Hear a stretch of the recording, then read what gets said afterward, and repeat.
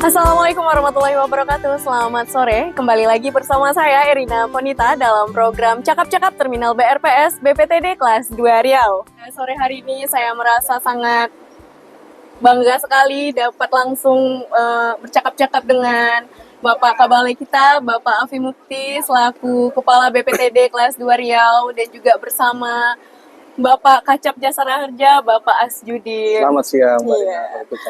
Bagaimana kabarnya Bapak, sehat? Alhamdulillah, kabar baik, sehat. Kabar Bapak Alhamdulillah. gimana? Kalau Pak Abi sehat lebih sehat. Alhamdulillah. Jadi walaupun puasa kita harus tetap semangat ya Siap. Bapak ya. Semoga sehat selalu ya Amin. Bapak. Nah, mohon izin nih Bapak, saya mau bertanya ke Bapak Asjudin dulu nih. Ini mengenai seputar angkutan lebaran ya Pak. Bagaimana nih Pak, prepare atau persiapan Jasara Harja dalam menghadapi angkutan lebaran ini Pak? Karena tentunya Jasara Harja punya peranan penting dalam angkutan lebaran 2024 ini Bapak. Mungkin Baik. bisa di-spill tipis-tipis Bapak. Terima kasih, Mbak Rina. Assalamualaikum warahmatullahi wabarakatuh. Kami hormati Bapak Kepala Balai BPTD Wilayah Provinsi Riau, Mbak Rina Slavensi, terkait dengan persiapan kami dari Jasara Harja Provinsi Riau dalam hal mengantisipasi dan melaksanakan dan menyukseskan program mudik tahun 2024 ini kami benar-benar sangat konsen. Ini dengan arahan dari Pak Kabalai, Pak Afi, serta dari stakeholder terkait, sampai dengan saat ini kita dan para stakeholder itu telah mendirikan 37 pos pengamanan, kemudian ada 21 pos pelayanan dan 4 posko terpadu. Di mana setiap posko tersebut adalah terdiri dari semua stakeholder yang ada terkait, baik dari kepolisian, BPTD, perhubungan, termasuk Jasara Harjanya. Dan setiap pos kita upayakan untuk ada pelayanan-pelayanan tambahan dan utama seperti pelayanan kesehatan gratis. Kemudian ada juga pemberian semacam edukasi terkait literasi, peta jalan dan sebagainya. Yang bertujuan bahwa pos-pos ini bisa dimanfaatkan oleh pada masyarakat kita yang melakukan mudik.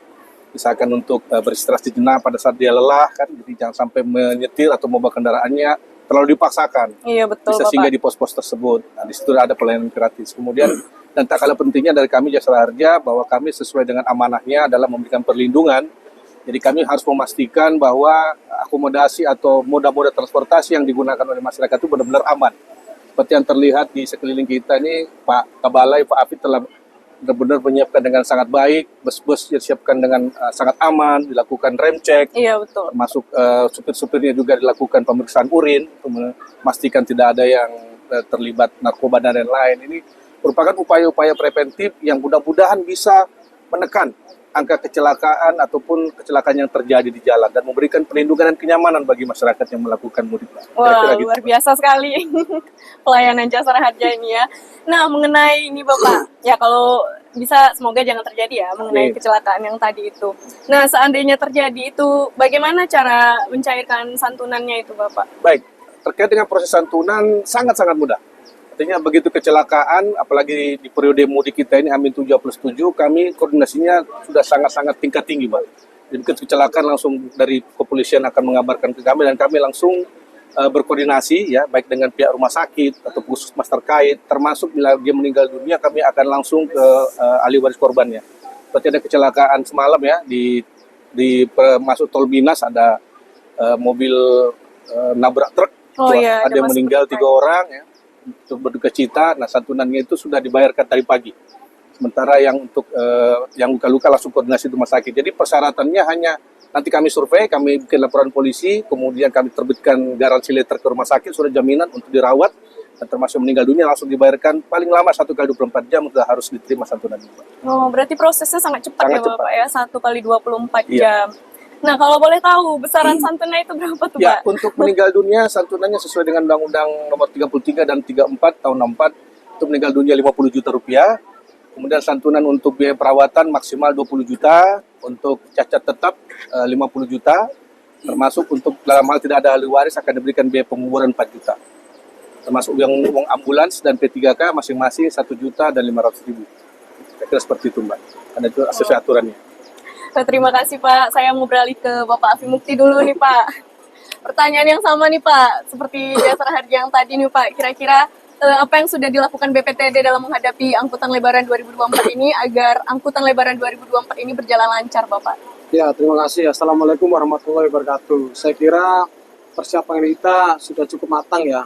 kalau kami mau evaluasi sudah cukup lebih baik dari tahun 2023. Yang pertama kita melihat bahwa prediksi angkutan Lebaran tahun 2024 ini ada lonjakan kurang lebih 10%, sehingga angka itulah yang menjadi baseline ya, bagaimana kita bisa mentreatment 10% ini supaya bisa terlayani dengan baik, selamat, aman, sampai tujuan. Karena kita mengusung tagline ya, mudik ceria penuh mana. Artinya jangan sampai penuh mana itu kesan yang diberikan oleh pemerintah dalam melayani itu kurang baik, dan kesan yang diberikan pemudik kepada kita juga kurang baik. Artinya kita harus saling bekerja sama ya, antara pemudik dengan pemerintah ini saling memahami aturannya apa, pelayanan seperti apa. Itu yang pertama. Terus yang kedua, persiapan kita yang jelas kalau kita pengen selamat, kita harus menyiapkan sarana itu dengan baik. Artinya seluruh bus sejumlah kurang lebih 1.762 unit bus, baik itu akap, pariwisata maupun AKDP, ini sudah kita ramcek. Ramcek itu adalah melihat persyaratan teknis dan layak jalannya seperti apa. Kalau memang itu belum memenuhi persyaratan, ya tidak kita berangkatkan. Terus yang kedua, prasarana. Prasarana seperti lokasi-lokasi mudik, lokasi-lokasi titik pantau kita sejumlah 12 titik sudah kita siapkan. Artinya petugas kita sebanyak kurang lebih 200 juga siap melayani, baik itu di tempat maupun mobile. Jadi ini sudah kita siapkan. Terus kita juga mengimbau kepada masyarakat supaya mudiknya cerdas ya, cerdas smart. Artinya satu, mematuhi rambu lalu lintas, himbauan dari petugas, terus kondisi badan diperhatikan, memilih kendaraan juga harus yang baik, selamat, itu yang terpenting. Dan yang kelima adalah antisipasi cuaca. Itu saya kira persiapan kita menjelang mudik. Nah, untuk posisi sekarang itu kan sudah tanggal 7. Mungkin di terminal-terminal kita lonjakan kemarin ya. Kemarin di tanggal 5-6 mungkin besok sudah mulai agak melandai. Hanya transportasi lokal aja yang perlu kita antisipasi. Sehingga kalau kita laporkan kemarin ya kenaikan cukup signifikan ya. Mungkin di atas 10% bisa tercapai lah. Karena jumlah bus yang kita siapkan kondisi normal kurang lebih 600, ini perlu kita tambahin lagi sekitar 700. Artinya ada lonjakan ya, jumlah bus yang harus kita siapkan. Sehingga posisi kemarin load factor dengan adanya tambahan bus itu berkisar 73%. Saya tidak bisa membayangkan jika tidak ada bus tambahan. Itu mungkin bisa hampir 200%. Benar sekali. Ya. Nah, ngomong-ngomong soal mudik nih ya Bapak-Bapak. Sampai saat ini kita nggak mudik nih, masih memantau. Ya Bapak, masih memantau langsung ya Bapak ya, dan kita juga langsung lihat situasi di terminal saat ini. Nah, gimana menurut Bapak Afi dulu nih ya Bapak, mau izin situasi di terminal pada saat ini Bapak? Situasi mungkin sekarang masuk jam tidak sibuk ya. Kalau kami pantau beberapa hari memang jam sibuk di terminal BRPS ini kurang lebih mulai dari jam 4:30 sampai jam 9. Bahkan kemarin laporan dari Pak Waspal mungkin sampai jam 12. Artinya overtime dari pelayanan ini mungkin dipengaruhi satu, ada beberapa penumpang yang belum mendapatkan pelayanan. Yang kedua, kita melihat kondisi lalu lintas ya, terutama yang ada di Sumatera Selatan menuju ke sini. Dia kan ada beberapa bottleneck sehingga menimbulkan kemacetan. Itu yang memang harus kita antisipasi, dan paling mau tidak mau ya penumpang yang belum terangkut harus kita selesaikan bagaimana dia bisa mendapatkan moda angkutannya. Ya. Nah, kalau menurut Bapak sendiri, bagaimana situasi di terminal Bapak? Saya baru dapat cerita dari Bapak Kepala Terminal. Jadi ada beberapa penumpang semalam karena busnya belum nyampe ya, sehingga beliau menunggu sampai malam. Itu ada menunjukkan bahwa integritas petugas-petugas kita baik dari BPTD maupun sektor terkait ini luar biasa. Jadi kesiapannya benar-benar sangat siap. Jadi tinggal bagaimana dari penumpangnya aja ya Pak Kabar ya. Penumpangnya ditungguin, nanti dihibur-hibur sedikit. Ada pos-pos kita, mungkin ada yang mau 24 jam ya 24 Bapak. jam. Luar biasa sekali Seperti itu kira-kira.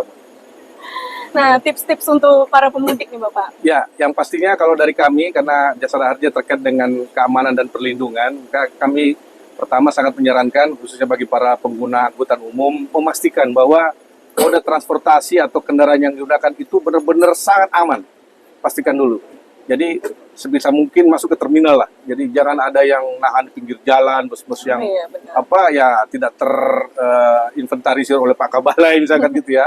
Tidak punya data regiden, dihindari seperti itu. Jadi lebih bagus kita selamat dan aman dengan cara tadi memilih moda transportasi yang baik, yang aman, dan istilahnya bisa nyaman buat kita. Kemudian yang kedua, kita harus pastikan terkait dengan kesehatan kita nih. Kadang-kadang kita ini maksa gitu. Sudah lagi nggak fit ya, sudah istilahnya bisa berpotensi menular karena bagaimanapun COVID ini kan belum selesai juga ya Mbak ya. Iya sih, masih Sehingga ada benar-benar harus selesai. dijaga nih. Jangan sampai justru malah mudik ini menjadi sarana penyebaran. Wah, jangan lagi dong, Jangan Bapak. lagi, Jangan lagi. Benar-benar pastikan. Dan yang paling terakhir, jangan lupa berdoa. Iya, betul Nah, doa ini yang Bapak. paling penting Iya, nih kan, benar, buat benar. untuk kita semua supaya tetap selamat sampai tujuan, Iya. bisa bertemu dengan keluarga. Berarti kalau tidak fit jangan dipaksakan Jangan ya dipaksa, Bapak. jangan Jangan dipaksa. sampai terulang yang dulu-dulu ya Pak. Lockdown berarti nggak mudik Ya, dong nggak selama mudik 2 lagi tahun nanti. ya Pak. Nah, kalau dari Bapak sendiri, tips untuk Kalau mudik saya Bapak? sih hampir sama ya dengan Pak Kacap ya.